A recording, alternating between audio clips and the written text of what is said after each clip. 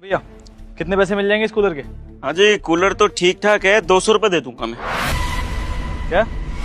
अरे ध्यान से देख भाई, बस एक प्लग लगेगा 20 रुपए का, बाकी मोटर वगैरह सब चालू है इसकी। क्या 200 रुपए लगा रहा है तू? 200 रुपये में कूलर?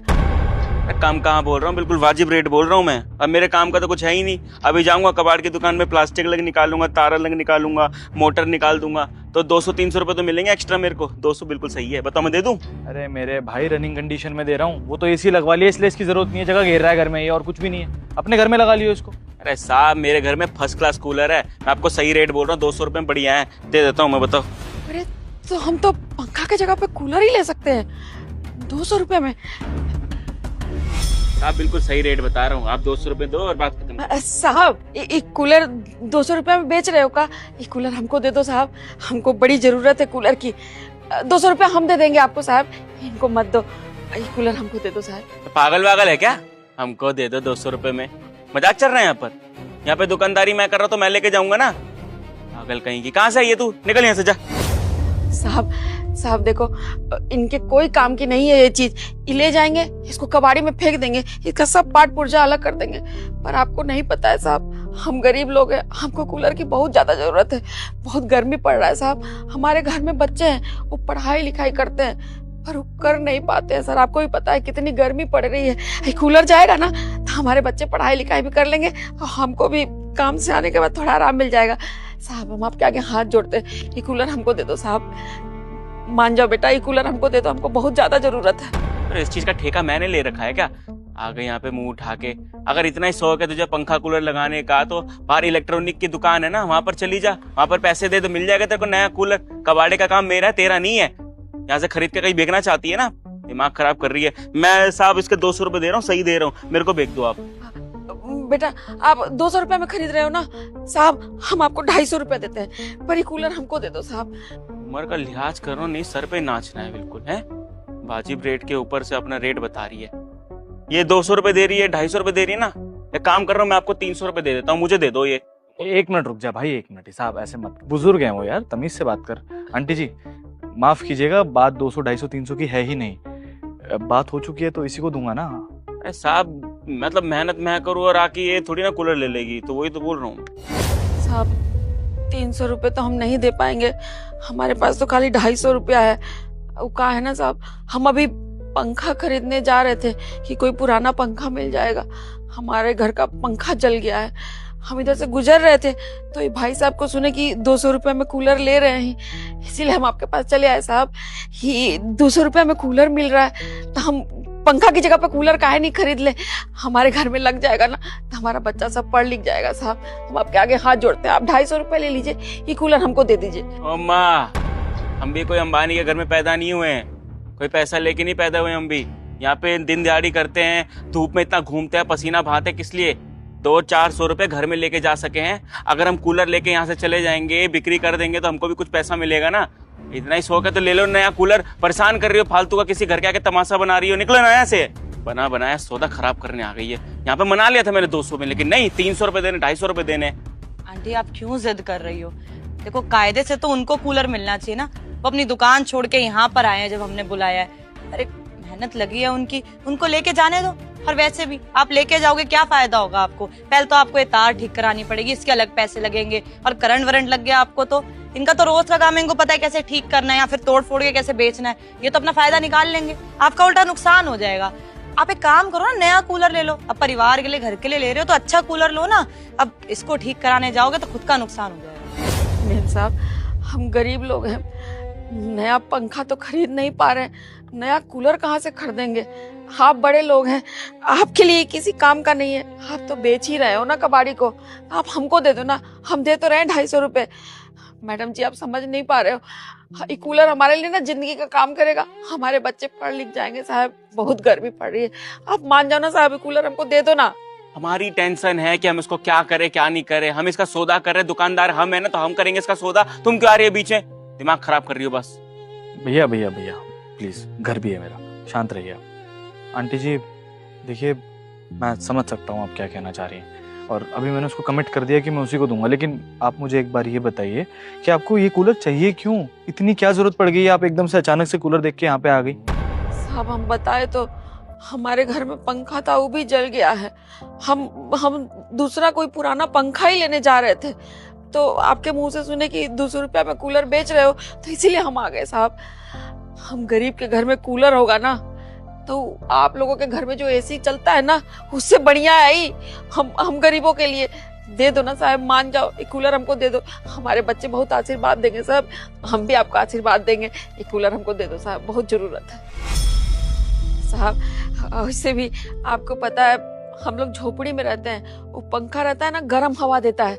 इसमें तो घास उस लगा रहता है ना, पानी डाल देंगे तो ये पूरा हमारा कमरा ठंडा कर देगा, बहुत आराम मिलेगा हम लोगों को।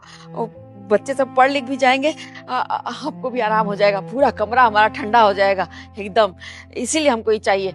पंखा छोड़ देंगे साहब, हम इसी को ले जाएंगे। आप हाथ मत जोड़िए प्लीज, आप शांत रहिए। क्या करना है भैया बताइए। अब क्या करना है? क्या इतनी धूप में आपके घर पे यहाँ पर आया, अपना मेहनत पसीने से यहाँ पे रोजगार करते हैं, किस लिए करते हैं? ताकि 200-400 रुपए कमा सके ना। आपको 200 रुपए बोले, आप बोल रहे 300 रुपए में, तो हमको बेच दो ना साहब। और साहब हम यहाँ पर आए, आपको 200 रुपए मना लिए थे और आप हमको दे भी देते, हमको पता है। लेकिन ये बीच में आ गए, कह रही कि 250 रुपए दूंगी, 300 रुपए देंगी। पता नहीं, हमारा काम बिगाड़ दिया बिल्कुल। नुकसान तो साहब हमारा हो रहा है ना, हम तो आपको तब भी 50-100 रुपए एक्स्ट्रा दे रहे हैं। देखिए भाई साहब, मैंने आपको एक कूलर देने की बात की है, इस बात से मैं नहीं मुकरूंगा, लेकिन आप बात को समझिए। आप क्या करेंगे इस कूलर का? ये तार अलग कर देंगे, प्लास्टिक अलग कर देंगे, मोटर अलग कर देंगे, अलग अलग करके इसको बेच देंगे। कितना प्रॉफिट हो जाएगा आपका? 50 रुपए, 100 रुपए, इससे ज्यादा तो नहीं होगा ना।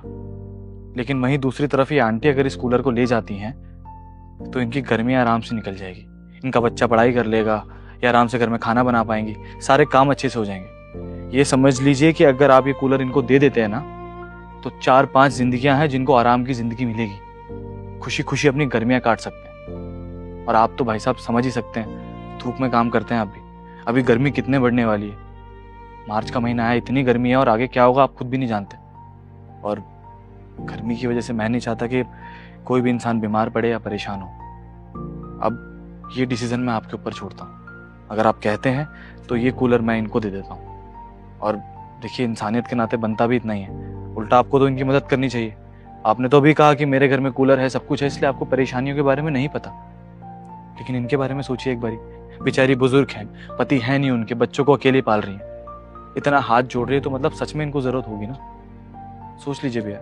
देखिए, हर बार पैसा कमाना जरूरी नहीं होता, कभी कभी इंसान को इंसानियत भी दिखानी चाहिए, और वही मैं आपसे चाहता हूँ। अगर आप ऐसा कर देंगे तो इनकी मदद हो जाएगी और कुछ भी नहीं है। देखिए भैया, हम इंसान पूरी जिंदगी पैसे के पीछे, काम के पीछे भागते रहते हैं, लेकिन इसमें हम ये भूल जाते हैं कि हम भी इंसान हैं, तो हमारे अंदर इंसानियत तो होनी चाहिए ना। अब आप देखिए, इतनी बुजुर्ग है, कितना काम करते, इतनी मेहनत करते, घर में बच्चे भी है।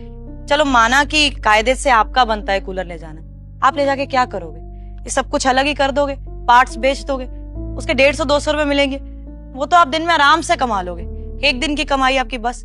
लेकिन इनकी पूरी गर्मियां निकल जाएगी। अरे ये कि अगर ये अच्छे से कूलर चलाएंगे ना, तो अगली गर्मियां भी आराम से निकाल लेंगे। देखिए भैया, कमाई तो हो जाती है, लेकिन अगर किसी को बीमारी लग जाए ना, वो ठीक होने में बहुत टाइम लगता है। और मुझे लगता है कि आंटी जी ये कूलर ले जाएं तो ज्यादा सही है, कम से कम इसका फायदा तो होगा किसी को। देखिए, हम बोलने वाले तो नहीं होते, जैसा आप बोलेंगे वैसा ठीक है। सही कह रहे हो आप दोनों, हमको इतना ही बुरा मत बनाइए। हम भी थोड़ा बहुत इंसानियत रखते हैं, और कोई अमीर खानदान से थोड़ी ना है जो हमको पता होगा कि एसी का क्या होता है, पंखे का क्या नहीं होता, और कूलर का क्या इम्पोर्टेंस नहीं होता। सब जानते हैं हम। इसका सौदा करते तो हमको ही पता है कि हर घर में जरूरी है। और हमने न्यूज में देखे थे, इस बार जो तापमान है ना, बिल्कुल 50 डिग्री के ऊपर चला जाएगा। और लोग तो एसी लगा के भी आजकल बहुत गर्मी में रहते हैं। तो आप तो तब भी कह रही हो कि आपके घर में पंखा नहीं है, तो बताओ बच्चा लोग जो पढ़ाई लिखाई करता है कैसे करेगा? कुछ नहीं कर पाएगा। कूलर तो बहुत जरूरी है, और बिल्कुल सही रेट पे मिल रहा है तो हम आपको दे देते हैं, कोई नहीं। और जो बोला है ना आपके लिए, मतलब तू तड़ाक करके माफ कर देना, वो गुस्सा आ गया था कि इतनी दूर से हम यहाँ पर आए और हमारे सामने कोई और कूलर ले जाएगा, गुस्सा नहीं आएगा बताओ? इसलिए थोड़ा गुस्सा हो गए थे। बाकी माफ करना, और आप ले लो कूलर, ये कोई दिक्कत नहीं। बहुत बहुत शुक्रिया साहब, आपने बचवा को मना लिया हमको कूलर देने के लिए। साहब, हम 200 नहीं, आपको पूरे 250 रुपए दे देंगे। पर ये कूलर आज हम घर ले जाएंगे ना, हमारा बच्चा लोग देख के बहुत खुश हो जाएगा साहब, बहुत आशीर्वाद देगा आपको, आप सबको। आंटी जी, थैंक यू बोलने की कोई जरूरत नहीं है। देखिए, मेरा मानना ये है कि जिस इंसान को जिस चीज की वैल्यू हो ना, वो चीज उसी के पास होनी चाहिए। अब इस कूलर की ना ही वैल्यू मुझे है और थोड़ी बहुत इन भाई साहब को है, वो भी सिर्फ पैसे के लिए। लेकिन सच कहूं तो इस कूलर की सबसे ज्यादा जरूरत आपको है, तो ये कूलर आपके घर पे ही जाना चाहिए। और मुझे ऐसा लगता है कि शायद हम लोग इसकी उतनी कदर नहीं कर सकते जितनी आप, और मुझे ऐसा लगता है कि शायद हम लोग इसकी उतनी कदर नहीं कर सकते जितनी आप और आपके परिवार वाले करेंगे। तो आप ले जाइए इसको, इतना परेशान मत होइए। वैसे भी मुझे तो निकालना ही था, मेरे लिए तो बेकार ही थी ना ये चीजें। अच्छा हुआ ना कि आप आ गए मेरे सामने, उल्टा अच्छा काम करने का मौका मिल गया एक मुझे। साहब एक बात बोले आपको, बोलो भैया। अभी हम क्या करते हैं, मतलब इसका प्लास्टिक अलग कर देते, तार अलग कर देते, कॉपर अलग कर देते और ये तोड़ फाड़ के दूसरी जगह बेच देते। उससे क्या मिलता हमको? 100, 200, 250, इससे ज़्यादा नहीं मिलता ना। लेकिन 100, 200, 250 से ज़्यादा जो तवज्जो रखता है ना, वो है कि अम्मा बहुत खुश हुई, इनको जो ज़रूरत था इतनी गर्मी में वो उनको मिल गया। और कहते हैं ना, भगवान का करिश्मा होता है कि सारा लीला तो वही रास्ता है। क्या पता हम यहाँ पर आए, इस तरफ से गुजर रही होंगी, इन्होंने देख लिया, इनके इस्तेमाल आ जाएगा। आप भी बहुत अच्छा काम किए, मतलब अब हमको समझाया। हमको तो कुछ समझ नहीं आता, हम थोड़ा गुस्सा आ जाते हैं काम धंधे में कोई बीच में आता है, लेकिन आपने, मैडम ने बहुत अच्छा समझाया। और हम भी आपसे ना इंसानियत ऊपर रखेंगे, लोगों का बात मानेंगे, उनकी बात सुनेंगे। चलिए अच्छा है भैया, मतलब आज का दिन तो बहुत ही अच्छा हो गया मेरे लिए। किसी की मदद भी हो गई और किसी को कुछ अच्छा सिखा भी दिया मैंने। इससे अच्छी तो और कोई बात हो ही नहीं सकती मेरे लिए। वैसे आंटी जी, आप इसको लेके कैसे जाएंगी? अकेले कैसे उठाएंगी इसको? अरे सोचना क्या है, ये है ना हमारी तन्नो, इसमें बिल्कुल रखेंगे और आराम से आपके घर पे छोड़ाएंगे। ठीक है, पैसा भी नहीं लेंगे इस चीज का। बताओ आपका घर कहाँ है, वहीं पर छोड़ाएंगे। लेकिन भैया आपके काम का नुकसान नहीं होगा क्या इससे? मतलब अभी आप छोड़ के भी आएंगे तो आधे एक घंटा तो लग जाएगा ऑलमोस्ट, और इतने में ज्यादा नहीं तो 100-150 रुपए का प्रॉफिट तो आपको होगा ना, तो नुकसान तो आपका भी है इसमें। कोई बात नहीं साहब, 100-150 तो छोटी रकम है। अभी ज्यादा जरूरी है अम्मा का खुशी। अम्मा के घर में कूलर जाएगा ना, एकदम जगमगा जाएगा घर, खुशहाली से घूम जाएगा है। और बाकी साहब अपने कर्म अच्छे रखो, ऊपर वाला है काम देने के लिए। क्या पता 1 घंटे बाद कोई बढ़िया काम आ जाए, एकदम बढ़िया सौदा आ जाए, हम उसको बेच के पैसा कमा लेंगे। साहब ये रख लो 250 रुपए। थैंक यू आंटी जी। रुकिए, कहा हुआ साहब? जब तुम्हारी माँ का नुकसान नहीं हो रहा तो मेरे भाई का नुकसान कैसे हो सकता है? ये लो तुम्हारी मेहनत की कमाई, 150 रुपए तक का नुकसान हो जाएगा ना, तो मेरी तरफ से रख लो। नहीं, अरे रख लो भाई, सारा पुण्य तुम ही कमाओगे क्या? मेरे लिए कुछ नहीं छोड़ोगे? रख लो।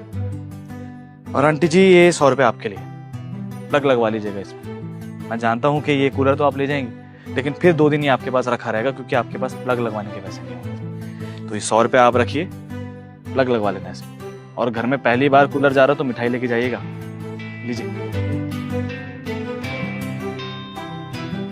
बहुत बहुत शुक्रिया साहब, मालिक आपको दिन दुनी रात चौगनी तरक्की दे, आप सबको खूब खुश रहिए। अब ले चले बेटा। चलो अम्मा, हम भी खाएंगे मिठाई। चलो बेटा।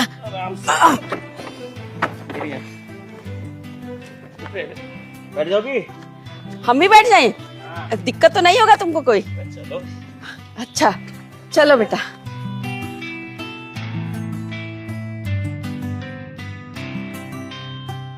I am proud of you. चले।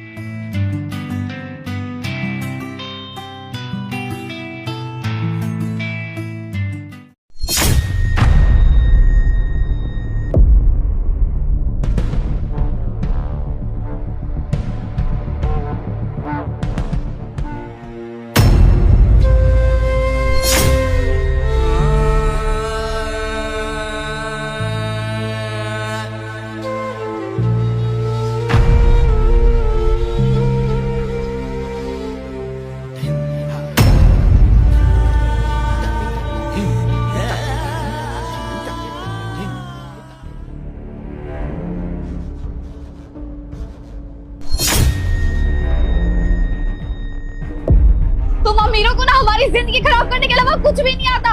अरे रोजी रोटी थी हमारी, अब क्या खाएंगे, क्या खिलाएंगे? तुम लोगों को अब क्या करने आए हो? ये भी ले जाना है? ले जाओ, सब खराब कर दो। एक काम करो ना, गाड़ी चला दो इसमें। क्यों चिल्ला रही है तू? कितने का नुकसान हुआ तेरा?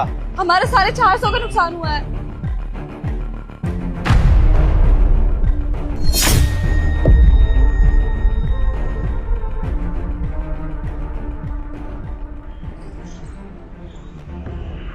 हमारा सिर्फ 450 का ही नुकसान हुआ है।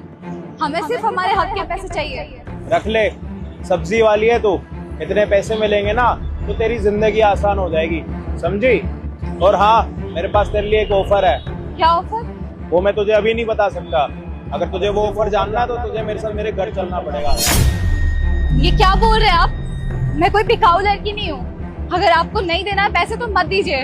इज्जत का कमाती हूँ, 2 रोटी खाती हूँ, उसी में खुश रहती हूँ। अगर तू मेरे साथ मेरे घर चलेगी ना तो पूरे 4 करोड़ रुपए दूंगा।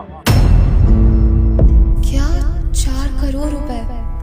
सही है, 4 करोड़ में तो मेरी जिंदगी बदल जाएगी।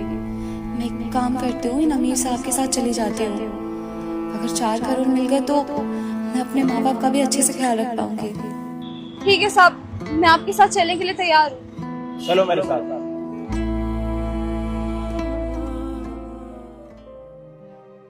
अब सुनिए, आपने कहा था ना कि कुछ ऑफर, सुबह से लेके रात हो गई अभी तक आपने बताया नहीं। ये रहे तुम्हारे पैसे, बाकी पैसे भी मिल जाएंगे। आप बैठ जाओ यहाँ पे। देखिए, हम कोई गलत काम नहीं करेंगे। अगर आप लोग कुछ गलत करवाना चाह रहे हैं तो मुझे पहले बता दीजिए, मैं चली जाती हूँ। बैठ जाओ।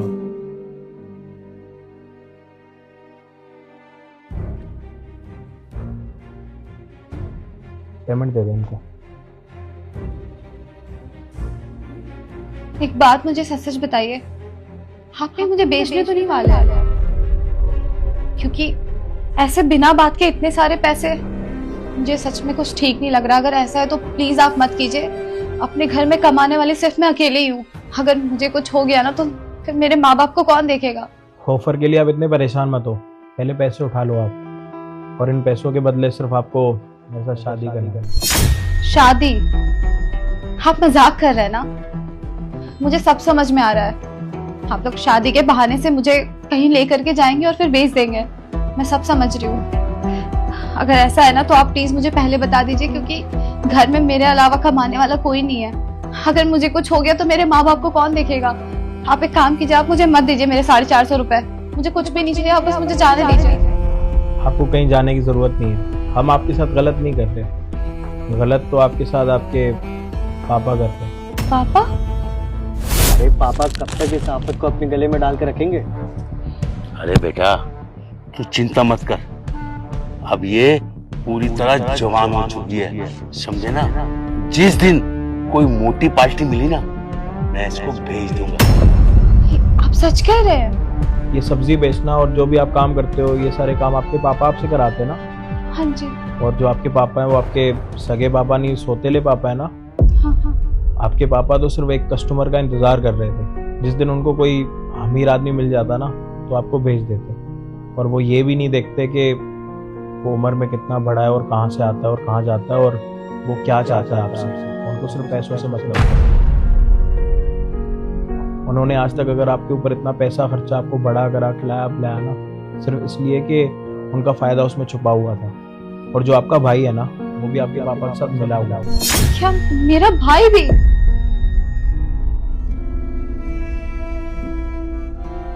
वैसे अगर आप बुरा ना माने तो मैं आपसे एक बात पूछूं? हाँ बोलो।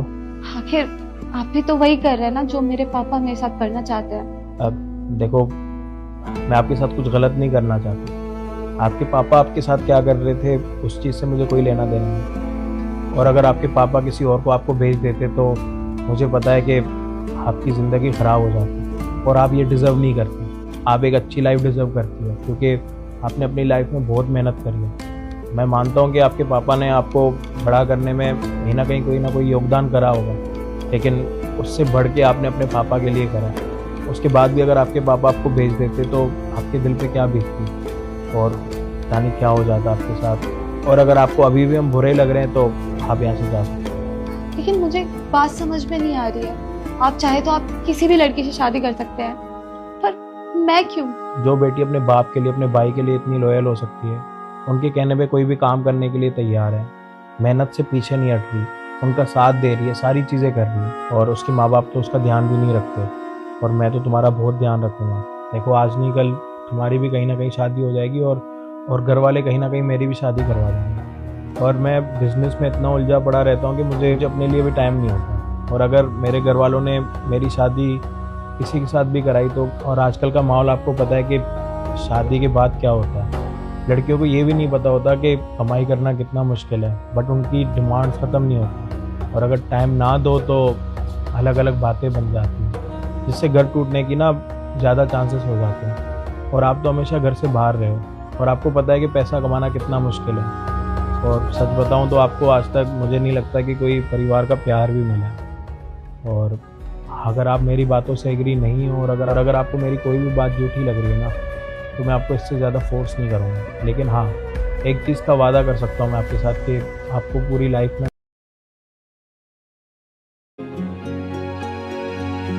शर्मा जी का अरे अजान भी हो गया।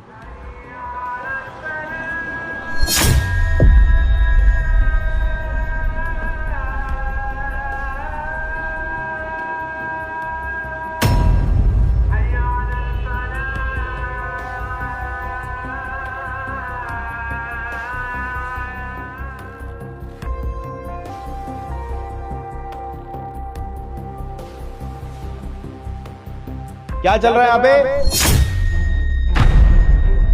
वो साहब इफ्तारी कर रहे थे। तो ये ऑफिस मैंने यहाँ पे तुम लोगों की इफ्तारी के लिए खोल रखा, रोजा खोलने के लिए ऑफिस खोल रखा है मैंने। साहब अभी हटा देते साहब, गलती हो गया, आपसे नहीं करेंगे साहब। और ये कौन है?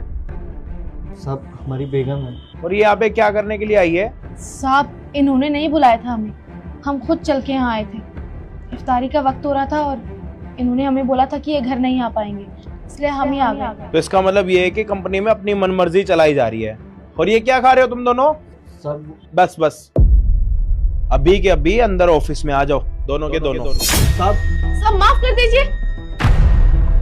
और आ जाओ, कितनी बार मना किया कि ऑफिस में नहीं आना तुमको, फिर भी नहीं मानती तुम। देख ले साहब, नौकरी भी चली जाएगी लगता है।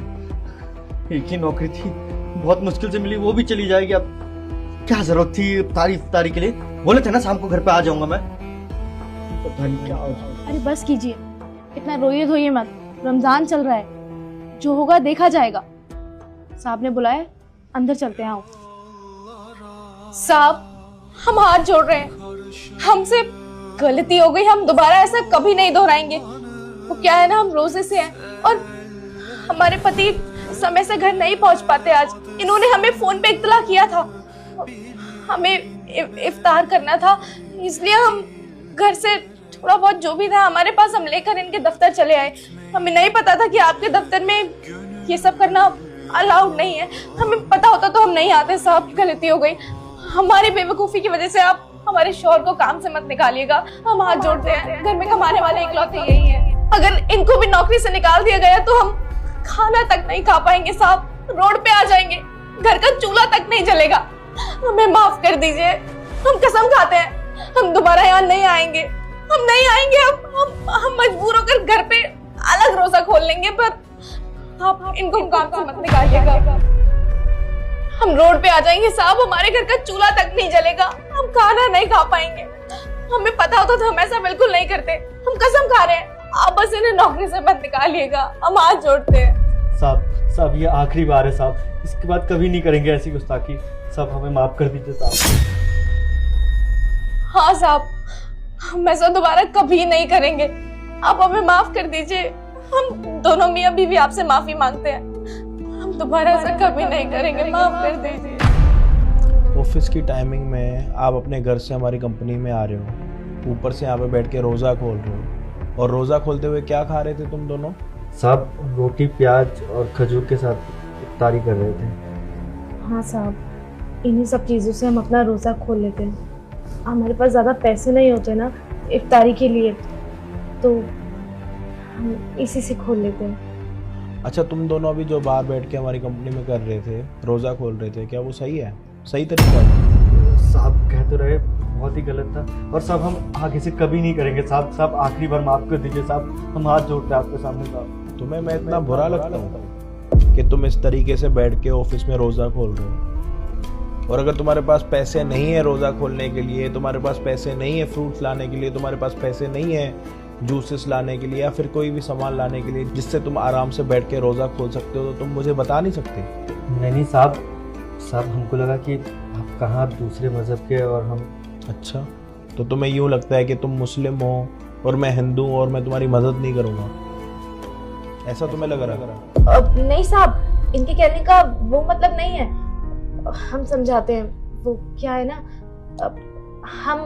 हम लोगों की धार्मिक मान्यताएं अलग है और आपकी धार्मिक मान्यताएं अलग है।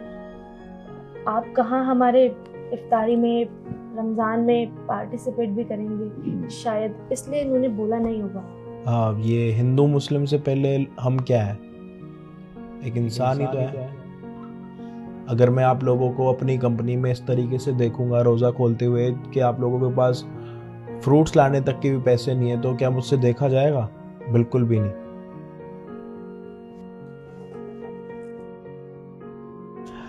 कितने दिनों का रमजान होता है? पूरे महीने का होता है रमजान, और हाँ अभी शुरुआती दिन है। मतलब पूरा महीना आप लोगों का रमजान चलेगा और अभी शुरुआत के दिन है? जी साहब।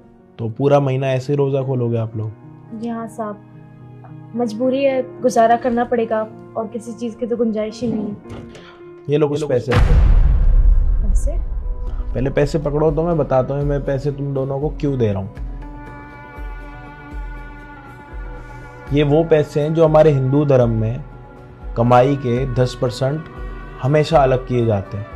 मतलब हम महीने में जितने भी पैसे कमाते हैं उसके 10% पैसे अलग करते हैं। ये पैसे उन्हीं में से बचे हुए पैसे हैं जो मैं आप लोगों को दे रहा हूँ। और वो पैसे हम पता है क्या करते हैं, मंदिर गुरुद्वारे में, या फिर किसी को मदद की ज़रूरत होती है उसको, या फिर किसी बेटी की शादी हो रही होती है, उनके पास इतने पैसे नहीं होते कि वो अपनी बेटी का सही से दहेज दे पाएँ, शादी करवा पाएँ उसमें, या फिर दान पुण्य में दे पाएँ। और मुझे लगता है कि अभी इन पैसों की ज़रूरत तुम दोनों को ज़्यादा ही है, क्योंकि तुम दोनों के रमज़ान चल रहे हैं, कि तुम लोग अपना आराम से रोज़ा भी खोल पाओ, फ्रूट्स ले पाओ, सारी चीज़ें आराम से कर पाओ। वैसे तुम्हारी सैलरी कहाँ जाती है?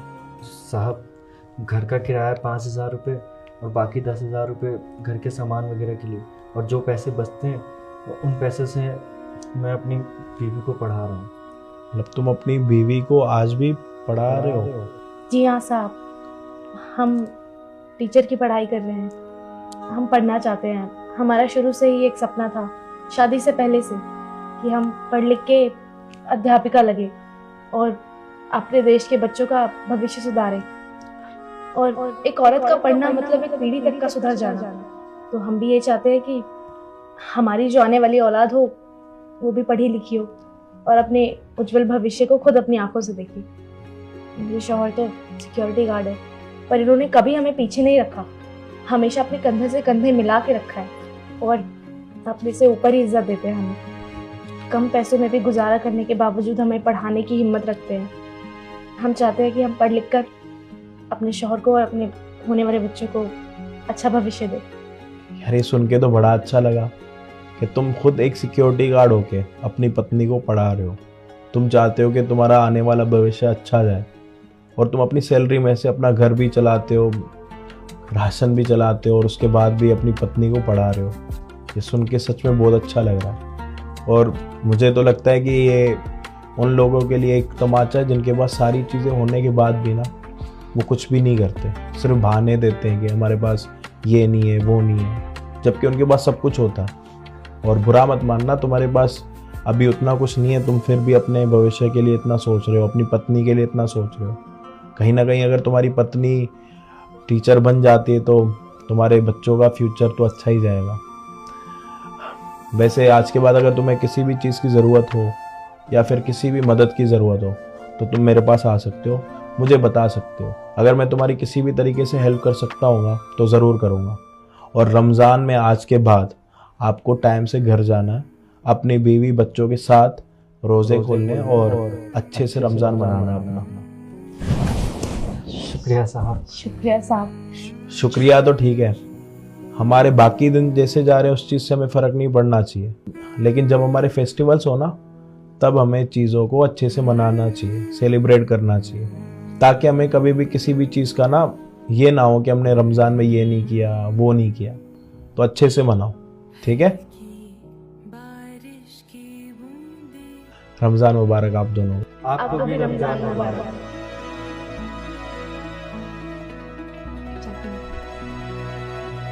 सर बुरा ना माने तो एक बात बोलूं? हाँ बोलो। आज मेरी नज़रों में ना आपके लिए और इज्जत बढ़ गई है। मेरा मतलब हमारी कंपनी में आपका स्टाफ के साथ कितना अच्छा बर्ताव है ये तो हम सब जानते हैं, और आप कितने हेल्पफुल है ये भी जानती थी। लेकिन सर आज ना मैंने आपसे एक लेसन सीखा है। सर आज के ज़माने में लोग हिंदू मुस्लिम में कितने उलझे हुए हैं, और फिर भी आपने ये सब ना सोच के उनकी मदद करी। बट सर आपने क्या ये सोचा है अगर मुझे दिवाली पे किसी की मदद की ज़रूरत होती तो क्या वो मेरी मदद करते? एक बात बोलूं शीतल, अगर दिवाली पे किसी हिंदू भाई को ज़रूरत हो, अगर मुस्लिम भाई उसकी मदद ना भी करे तो क्या हो गया? इस दुनिया में किसी ना किसी को तो पहल करनी है। अब मेरी आंखों के सामने कोई बंदा अपना फेस्टिवल अच्छे से नहीं मना पा रहा, वो चीज़ मैं तो नहीं देख सकता।